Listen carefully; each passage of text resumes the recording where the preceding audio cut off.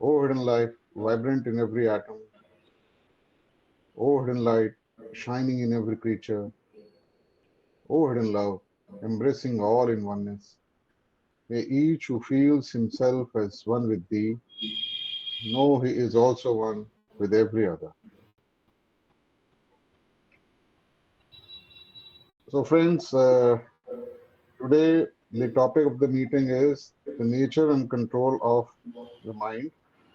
And our speaker is Brother B.D. Tendulkar ji, who is the National Lecturer of the Indian section of Theosophical Society. I now request Brother B.D. Tendulkar ji to please start his lecture. Thank you, brother. Thank you, Brother Gupta ji.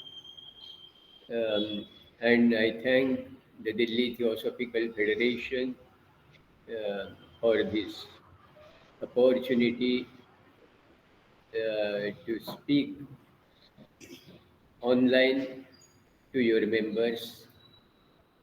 The topic on which we are going to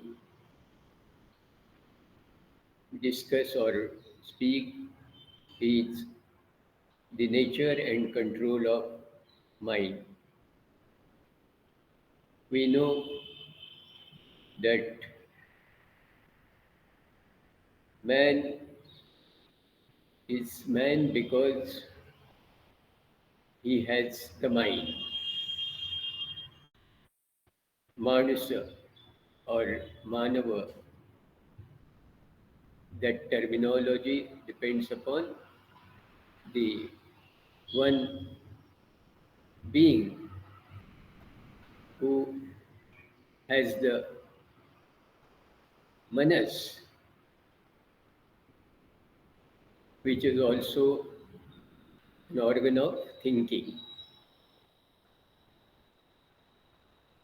We know that among the various principles or vehicles which constitute a man, this is one which connects two important aspects of our existence. We usually, in theosophical parlance, refer to the higher triangle and lower quadrangle, higher meaning Atma, Buddhi, Manas, and then at the lower level, our vehicles from physical body to mental body. These are no doubt bodies because they are of matter, but as we know, matter and spirit goes together, and therefore each of these has consciousness of their own. In case of mind, we therefore always talk about mental body and manas. Mental body represents the material side, and manas represents the spirit or consciousness side. And as we know, the expression of consciousness through a medium or a vehicle depends upon the purity of that vehicle. We know that vehicles are formed of particles, and the property which is utilized in the functioning of the vehicle is the ability of the particles to vibrate. When they vibrate, there are two aspects. Again, when they vibrate on their own, then they create a stimulant. And when the external vibrations reach them, they respond to it. So, this response to stimuli is the process of communication. Now, when we talk about the nature of mind, we essentially consider this vibratory character of the particles of which the vehicle is formed. As I mentioned earlier, the ability of the consciousness to express through a vehicle depends upon the suitability of the vehicle, because consciousness is all pervading, and therefore it is there everywhere, whether it is the grossest physical body or all other subtler bodies. So difference is in the rate of vibration. That means the ability of the various vehicles to function depends upon their ability to vibrate, to create a stimuli or to respond to the stimuli at various levels of consciousness. We think, we desire using these vehicles. And when we talk of control, question is how far the desires or the thoughts we express are controlled by us. And anything that is pure and refined vibrates at a certain rate or velocity. But if there are impurities, then that affects the rate of vibration. We know at the physical level there are metals, and the vibratory rates of a pure metal and an impure metal differs. Even there are alloys which have different properties because they are alloyed with foreign material. So much depends upon the culture and use of the vehicles we make while we utilize these vehicles in living one life. Since they are dependent on each other, whether it is thought, whether it is emotion, desire, or speech and action, they pertain to different vehicles, but there they are interdependent. And this dependency is much greater so far as the um, desire and thought are concerned.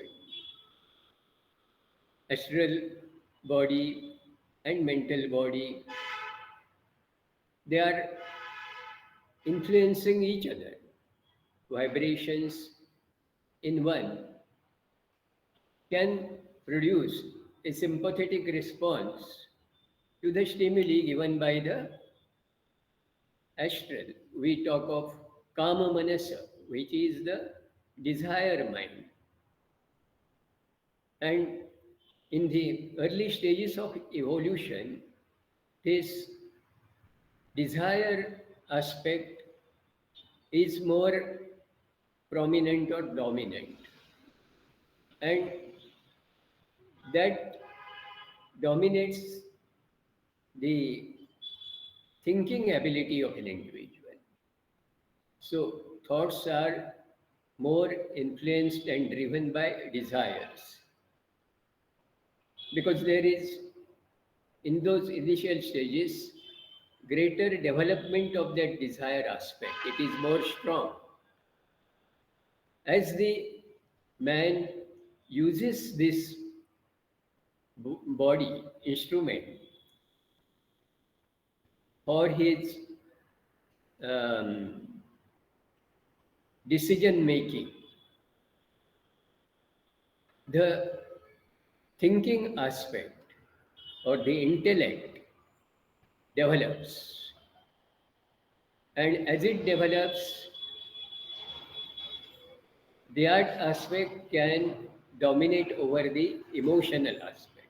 Generally, emotions are the result of the feelings of the astral and the thinking of the intellect. But this transitory journey, um, if we take into account, uh, we can also understand how, with conscious understanding of their nature and conscious efforts to um, give a momentum to the evolutionary process, so far as these vehicles are concerned, a um, um, we can speed up the evolution um, in terms of our um, ability to think and ability to control our emotions. As long as that development is not self driven, generally people are more emotionally driven and thought follows the emotion. But when there is enough development of the intellectual aspect, generally intellect is followed by emotions. So we see different types of persons. Some are more emotional, some are more intellectual. Therefore, balanced development of these two aspects is necessary for development of the whole individual. Otherwise, it remains one sided.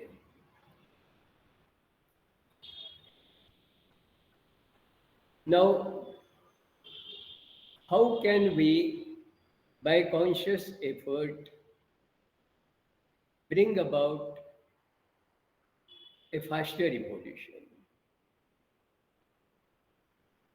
in the direction we really desire? Can we really control this process? There are people of different temperaments, and there are different paths prescribed for people of different temperaments. Taking into consideration these differential stages of evolution of people,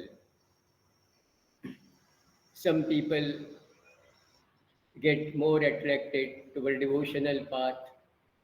Naturally, we can see that in them the emotion is stronger, and they get easily attracted to the path of devotion.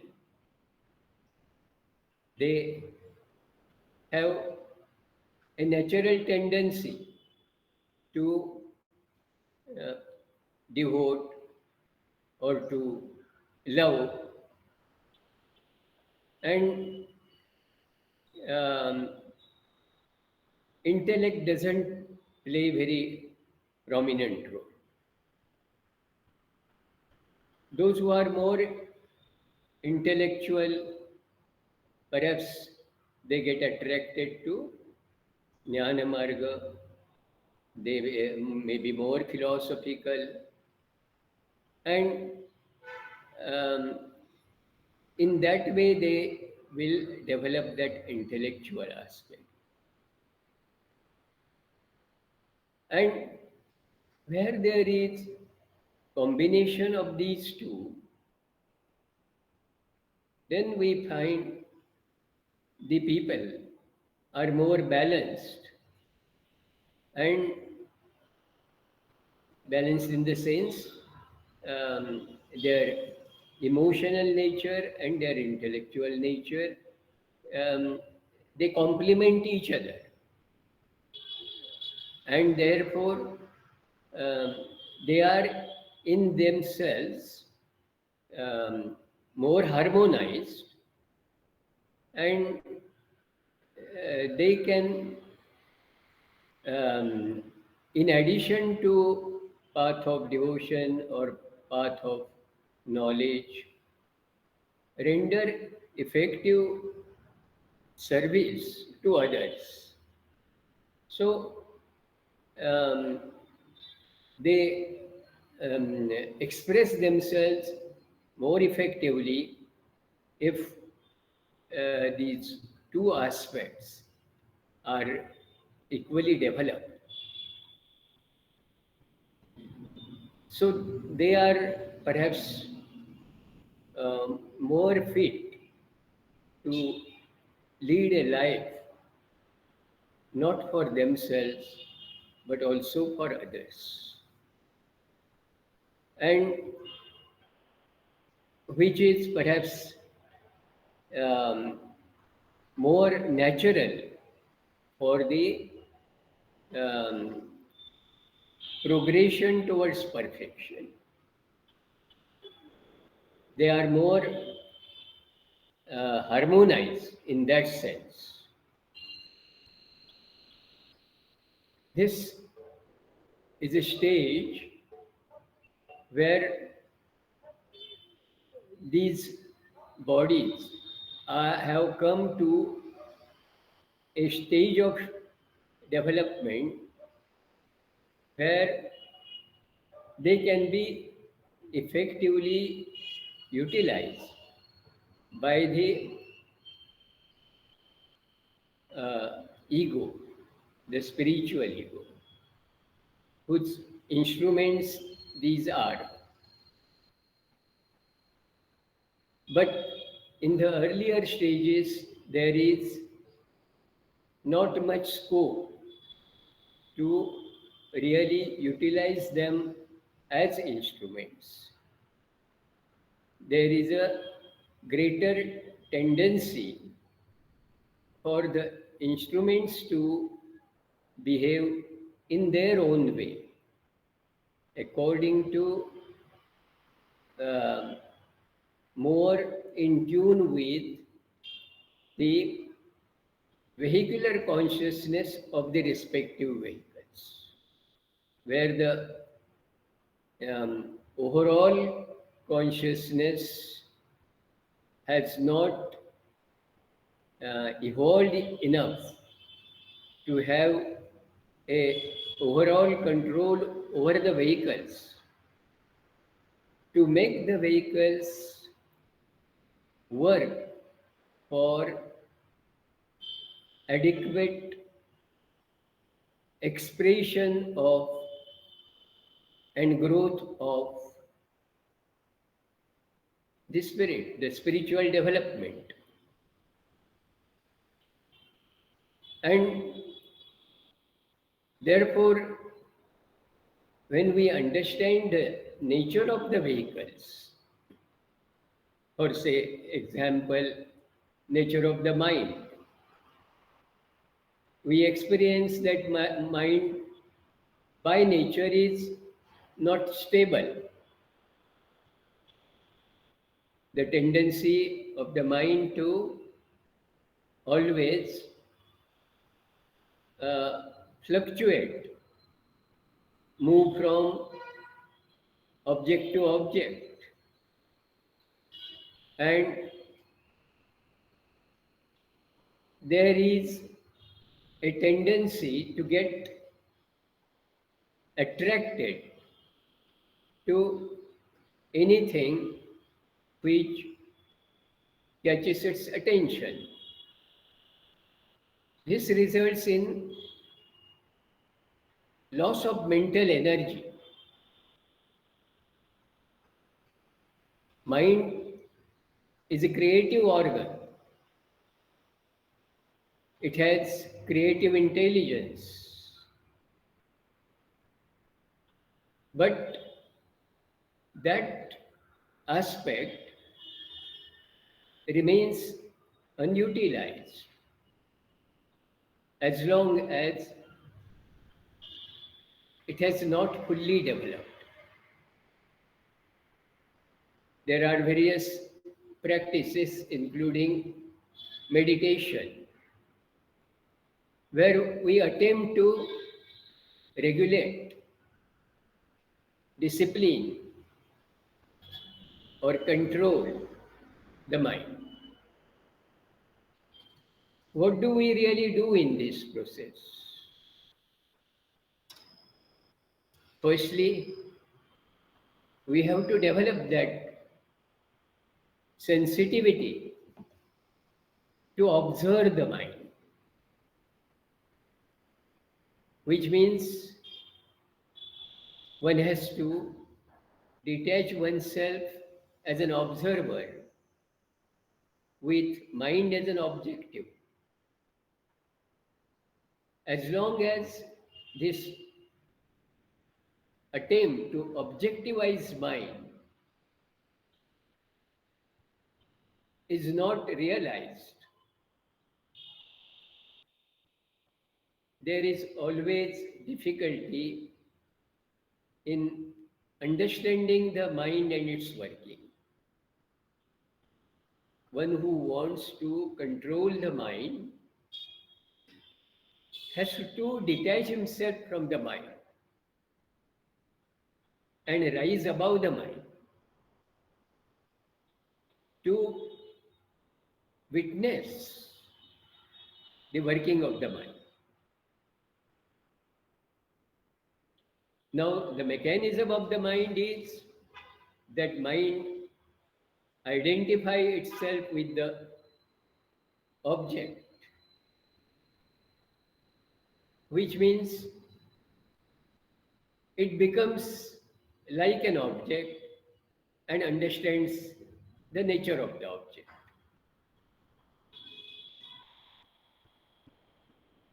And as long as this identification continues, the mind itself assumes that role of an observer, which actually is not the reality.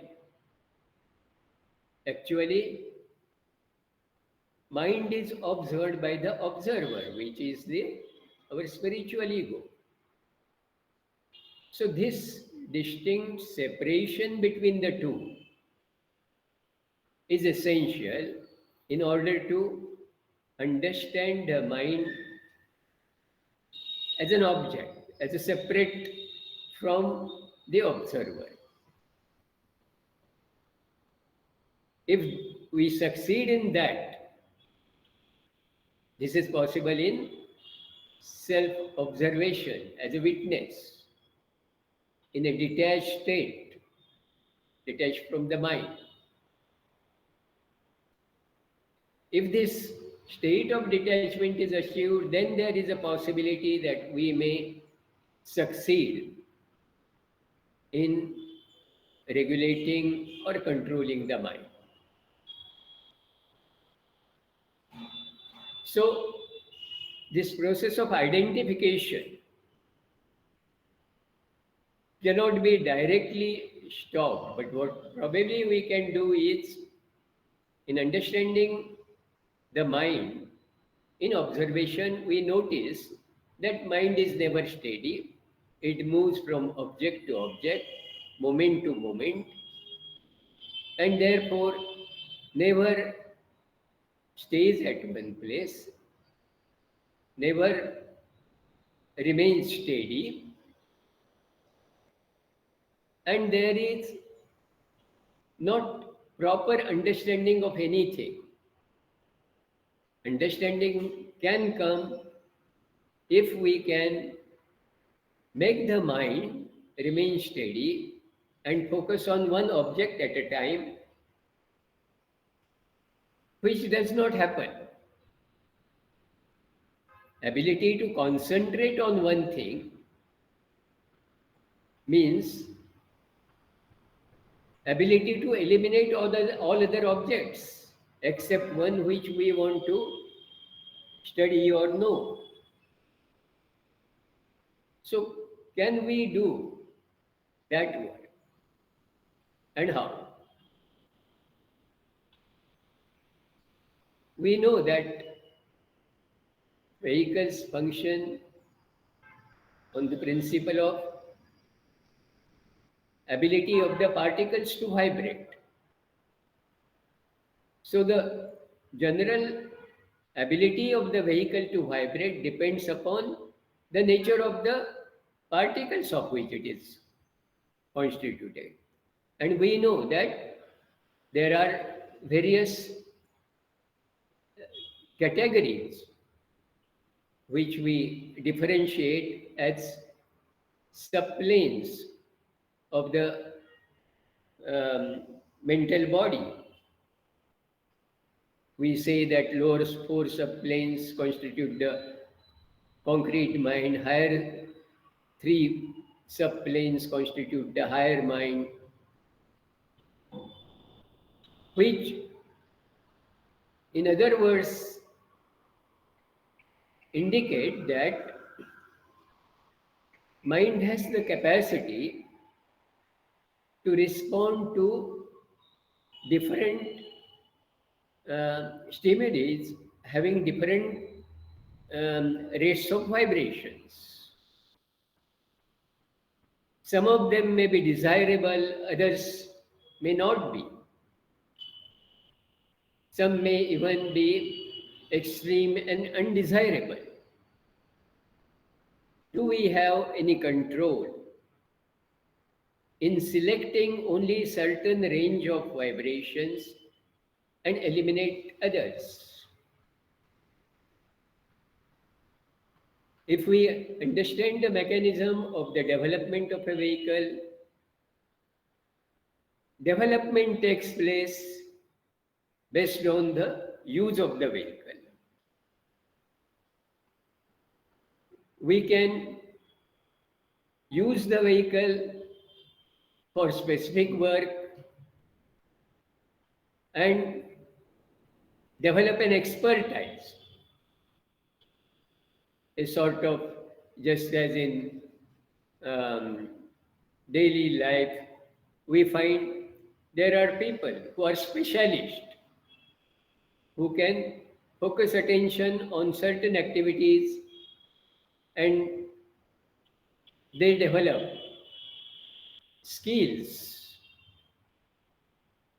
and they have the control over their, say, physical organs to um, handle objects with specific skills.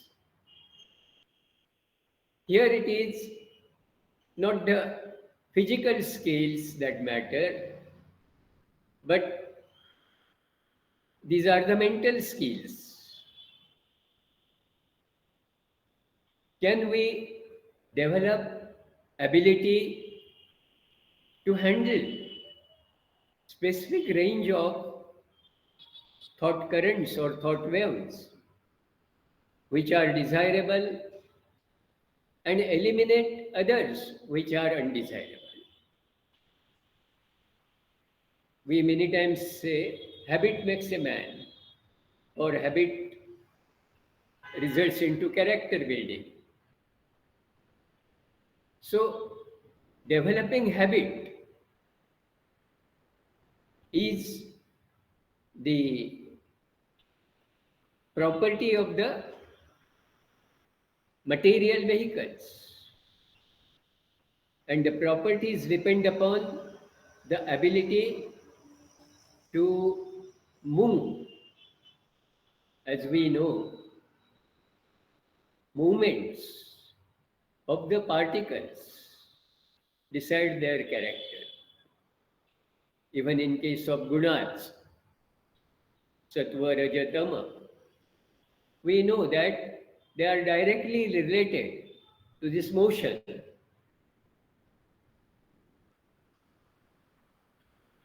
In sattva, it is harmonized motion. In raja, it is uncontrolled motion mostly. And in tama, it is no motion, which means relatively it is at a standstill. Motion is there all the time, everywhere. So, can we take advantage of this property of matter? Yes, that is possible if we know the ability of the vehicle to develop habits by repeated performance of the same thing over a period of time. Just as we develop physical habits and develop skills of performing functions, we can function with greater skill and ability if we do it over and over again for a long period.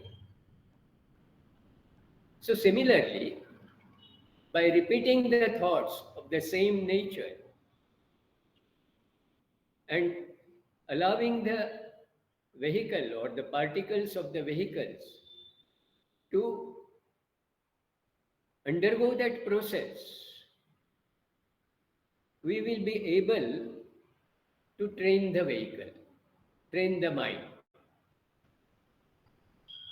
By focusing on certain quality of thoughts, we will be able to focus on that portion of the mind which is appropriate or suitable, corresponding to those thoughts which we select for developing certain habits and patterns of thinking.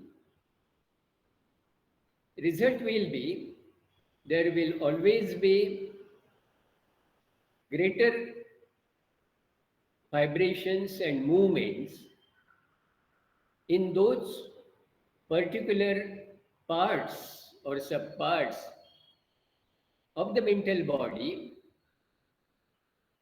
while there will be no motion, movement. in other parts of the mental body. Consequently, one which vibrates regularly will have a tendency to attract similar particles and strengthen,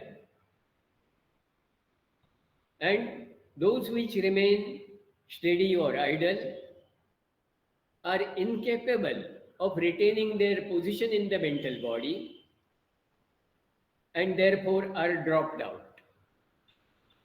Naturally, in consequence, mental body has greater, higher proportion of the desired quality of particles.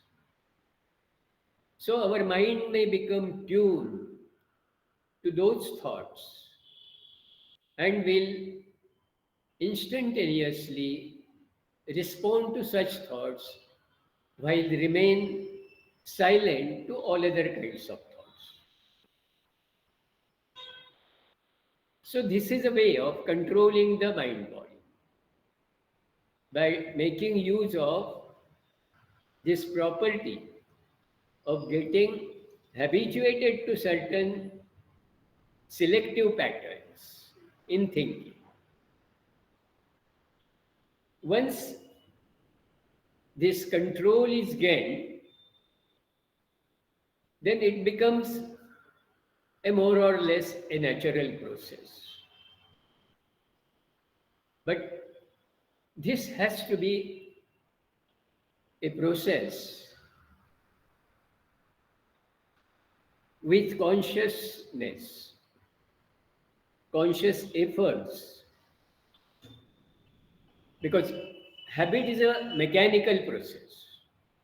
What we do with habit, there is very little consciousness of the self as such. There is only a fraction of a consciousness of the bodily consciousness. Therefore, if we are consciously performing this function, then we gain control over the mind as an instrument. And with control, we can bring about a change, change in thinking, change in understanding.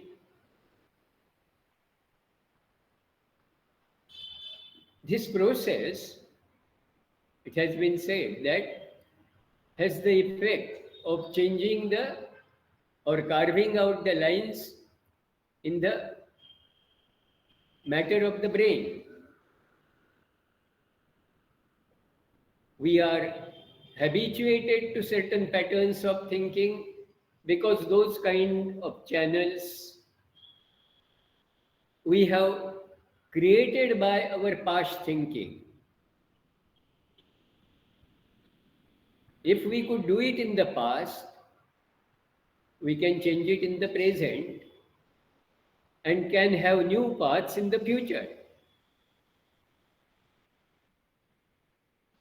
In other words, if we understand how best we can express our real nature through our thoughts and feelings, it is quite possible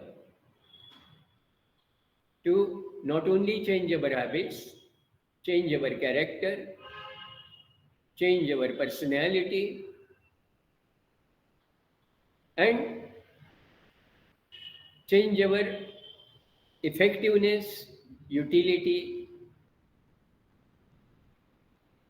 As Krishnamurti says, we have to create a new mind. What he means by new mind?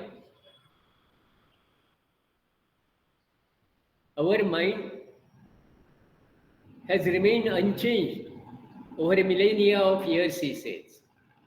What does it indicate? We are following certain patterns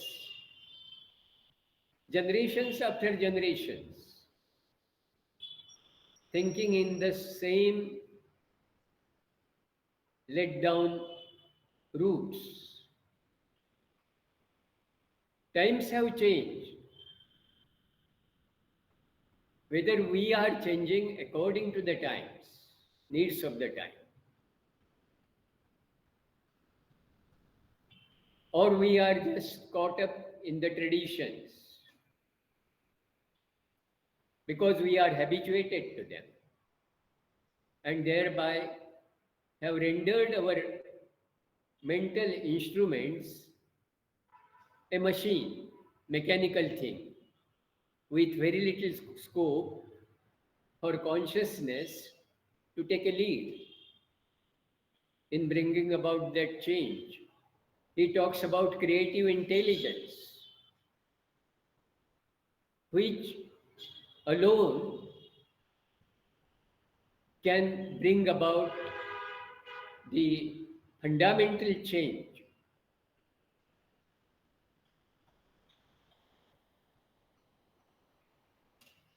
And to bring about this fundamental change, we have to drop many things which we have inherited as a human race. They were perhaps necessary in the course of evolution in the early stages. Now, our mind, which has the ability to move very fast, it can jump from one thing to another instantaneously.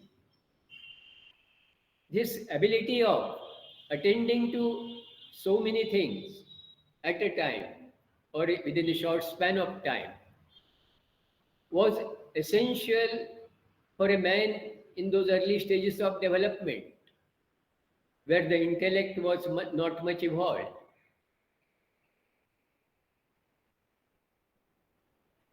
Now, is that habit of the mind is really necessary for the present stage of evolution? Perhaps not. And if so, can we bring about a change in the mode of operation of our mind? Can we change this tendency to fluctuate or to vibrate in response to any stimuli?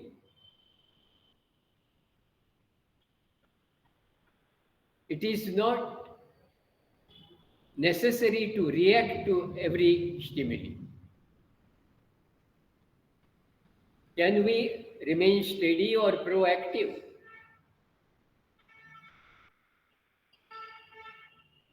This is a change which is the need of the time.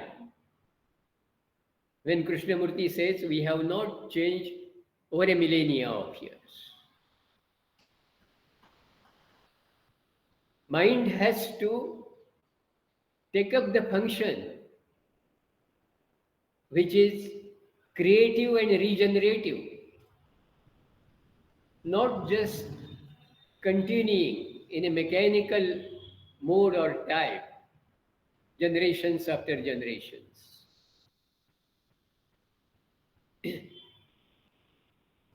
So it is not just a matter of selecting a path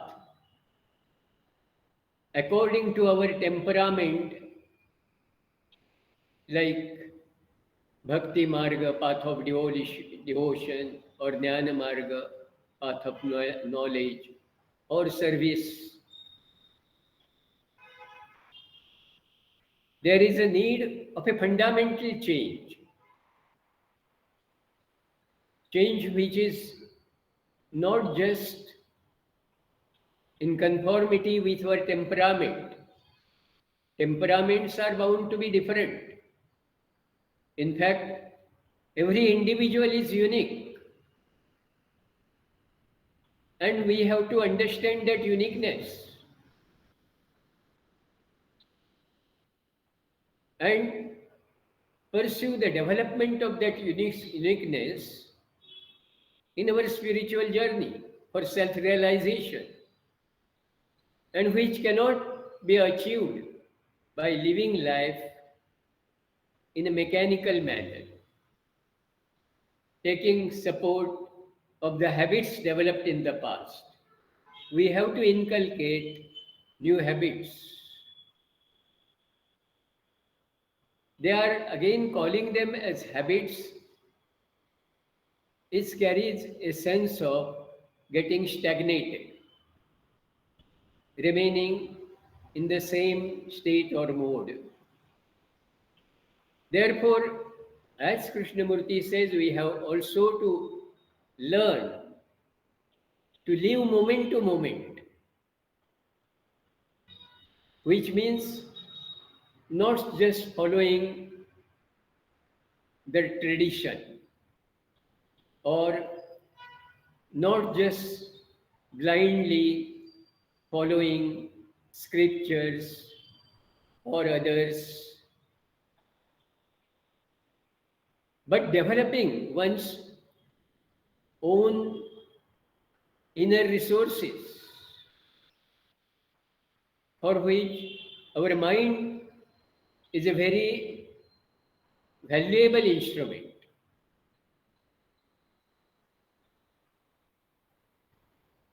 We have to consciously make efforts to detach ourselves from our mind in order to realize it as an instrument with identification with mind and considering everything that mind demands or likes is my need or my choice is an illusion. And we must come out of this illusion of identity with our vehicles. For a spiritual sadhaka, it is perhaps comparatively, it is easy to separate himself from the physical body, which is gross, when he is sensitive enough to feel the presence of other subtler bodies like astral body, mental body. But whether it is so easy to disentangle himself with these subtler bodies as it is possible in case of grosser physical body, we may succeed in changing the habits of the physical body comparatively or relatively more easily. We may start getting up early if we are late risers. We may develop powers to resist attacks from outside by developing physical strength. All those things can be more easily achieved by practice, which is mainly based on our physical action. But physical action also can be effectively performed only if we are determined to perform those actions, because many times tendencies of stagnation which arise from the tamasa pravritti, tamoguna, prevents us from even physical actions. And just as strong willpower, determination is necessary to bring about changes in patterns of physical actions, the same is much more necessary to bring about changes in the patterns of our emotions, feelings, and thoughts. So we have to cultivately develop our willpower, will to change, to remain as we are doesn't need willpower. That is the effect of not bringing the willpower at the center of the scene. But when we, with deliberate attempt and consistent, continuous, and continued practice over a period of time, change our old undesirable habits, then it is a time to inculcate new things. So much of the time in the early stages, in dropping things which are undesirable, what we have acquired in the past, knowingly or unknowingly,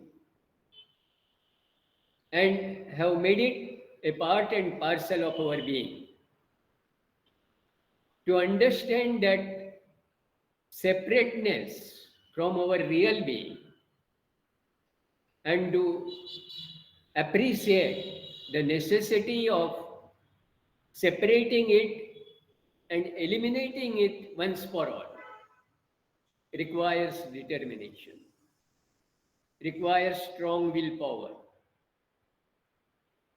So, if we want to control our mind, which is very useful instrument when we are in a position of controlling it, but as long as we have not been able to control it, it tries to control us. And that is perhaps the situation of the mankind which Krishnamurti refers to when he says, for millennia of years, human mind has not changed. There is an urgency of change,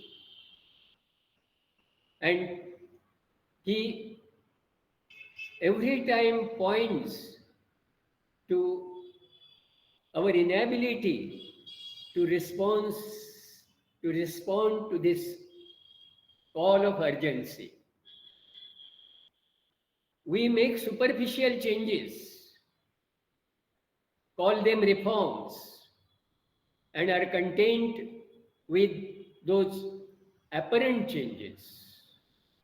But we are reluctant to bring about fundamental radical changes in our nature. And that is a call we have to listen to and respond on an urgent basis if we really want to change for the better. We have to be consciously aware of that.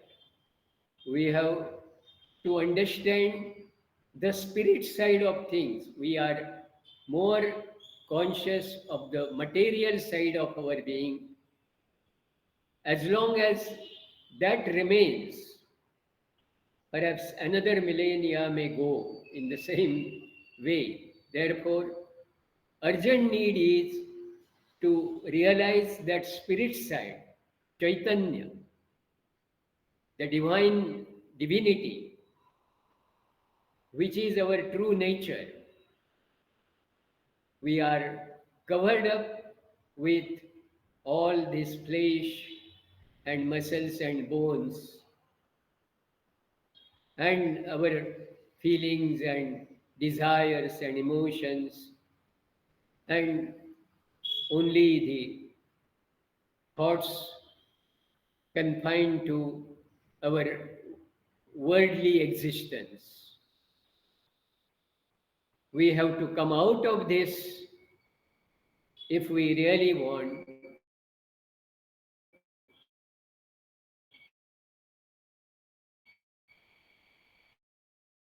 to bring about to by Krishnamurti. Not can use the word evolution, which is a gradual process of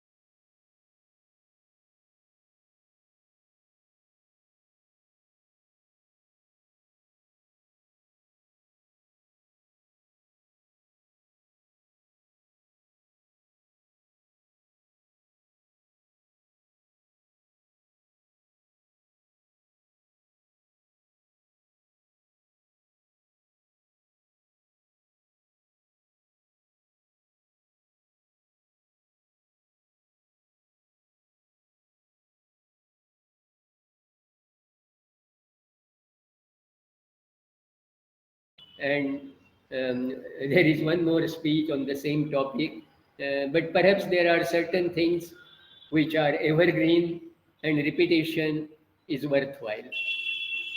Thanks.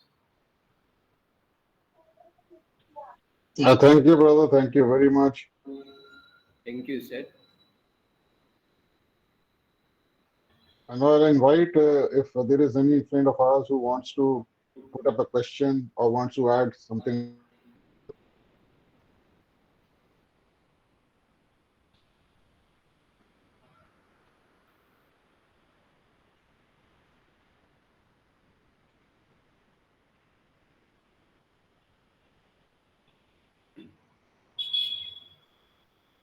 I think, brother, your talk was quite lucid and clear. I would say our friends here who attended are satisfied, and I don't think anyone has any question. Yeah, So I'll thank you. Yes. Well, thank you thank you, sir. from Shankar Lodge side, and we expect to see you soon again. Sure, sir. So, so, so with this, we'll close the meeting today with the universal prayer. Yeah. O hidden light, vibrant in every atom. O hidden light, shining in every creature. O hidden love, embracing all in oneness. May each who feels himself as one with thee know he is also one with every other. Thank you once again, brother. Thank you to all. Thank you. Thank you. Thank you Thank very you, much. brother Tendulkar ji. Yes, thanks everybody, everyone among the audience.